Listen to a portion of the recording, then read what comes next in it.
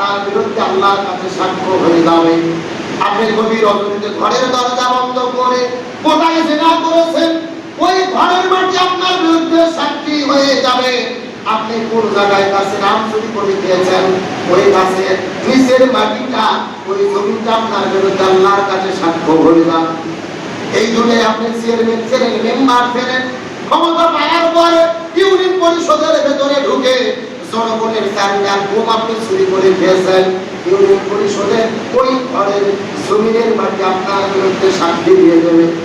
এই দুনিয়ার ভেতরে আপনি কোন জমিনের উপরে কোন মানুষকে হত্যা করেছেন, এই দুনিয়ার কোন মানুষ হয়তো বা থাকে নাই, কিন্তু সেই জায়গার মধ্যে আপনি মানুষ হত্যা করলেন, ওই জায়গায় মাটি আপনার বিরুদ্ধে আল্লাহর কাছে সাক্ষ্য দিয়ে দেবে। তার মানে দুনিয়ার ভেতরে যে যে জায়গায় অন্যায় করবে, অপরাধ করবে, ওই জায়গার মাটিটা তার বিরুদ্ধে কি দিয়ে দেবে? সাক্ষী দেবে। জমিন তার বৃত্তান্ত বর্ণনা করবে। এই জমিনে যে যেখানে অন্যায় করেছে, যে যে জায়গায় দাঁড়িয়ে অন্যায় করেছে, ওই জায়গা আল্লাহর কাছে তার বিরুদ্ধে সাক্ষী দিয়ে দেবে। আমাদের অন্তরে যদি অনুভূতি থাকতো আমরা যেখানে কাজ করি, যেখানে অন্যায় করি, সেটা যদি আল্লাহর কাছে সাক্ষ্য দিয়ে দেয়, এই অনুভূতি যদি আমাদের ভেতরে থাকতো, সরে বলেন তো আমরা অন্যায় করতে পারতাম? আরো জোরে বলেন করতে পারতাম? আগে আমরা আজ থেকে 20 বছর আগে, 30 বছর আগে হয়তো এতে ব্যাখ্যা আমরা সঠিকভাবে বুঝি নাই।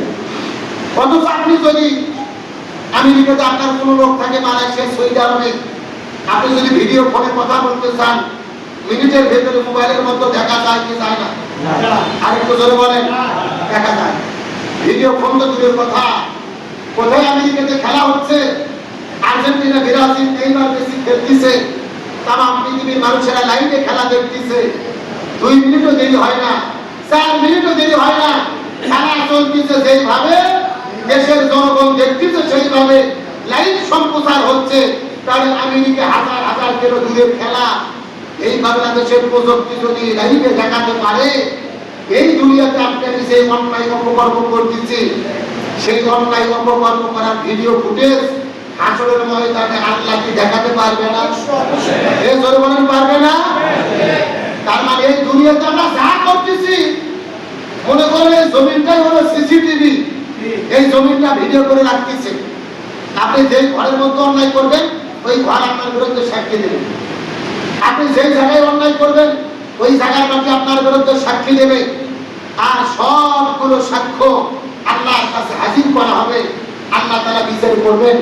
সেই বিচারের মধ্যে কোনো ভেজাল, সরকারের কোনো ভেজাল, বাংলাদেশে বিচার হয়। আপনি যদি দলের লোক হন, আর বিচারক যদি আপনার মামু, খালু, চাচা, আত্মীয় স্বজন হয়, জামিন পাওয়ার সম্ভাবনা আছে না নাই? আপনি যদি বিরোধী দলের লোক হন, খবর আছে, কিন্তু সরকারি দল হলে বিপদ নাই, বিচারক হয়তো আপনার পক্ষে। কিন্তু আল্লাহ তাআলা যে বিচার করবে, ওই বিচারে কি ভেজাল করার কোনো সুযোগ আছে?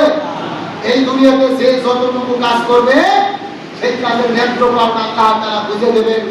বিচারের ভেতরে কোনো ভেজাল করা।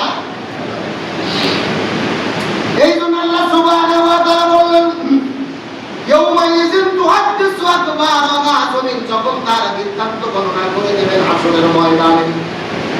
আল্লাহ রাব্বুল আলামিন বলেন, বিআন্না রাব্বাকা আওহা লাহা, আর জমিন এই জন্য এমন করবে, তার রব, জমিনের রব, মানুষের রব আল্লাহ, আল্লাহ তাআলা হুকুম করবেন, এই জন্য তিনি কাজটা করবেন। ইয়াউমাইযিন ইয়াসদুরুন নাস ওয়াস্তাতাকিবুরা ওয়া আমালাহুম, আর আল্লাহ তাআলা মানুষের, জমিনের মানুষগুলোদেরকে দলে বিদলে বিভক্ত করে আল্লাহ তাআলা হাসরের ময়দানে উত্তোলন করবেন। মানুষেরা দলে বিদলে বিভক্ত হয়ে আল্লাহর কাছে জমা হয়ে যাবে। একই কবরস্থানের মধ্যে আপনাকে কবর দেওয়া হয়েছে, আপনার স্ত্রীকে কবর দেওয়া হয়েছে, কিন্তু আপনি আপনার স্ত্রী একই সাথে হাসরের ময়দানে কিন্তু এক হবেন না। আল্লাহ রাব্বুল আলামিন বলেন, দলে বিদলে বিভক্ত করা হবে। ইমানদারদের দল হবে আলাদা, মুনাফিকের দল হবে আলাদা, কাফিরদের দল হবে আলাদা, ইহুদিদের দল হবে আলাদা, খ্রিস্টানদের দল হবে আলাদা। তার মানে ভিন্ন ভিন্ন দলে আল্লাহ হাসরের ময়দানে উত্তোলন করবেন। যার কারণ হলো এই দুনিয়ার মতো যে আমল করবে যেন তারা তাদের আমলকে নিজের চোখে দেখতে পারে।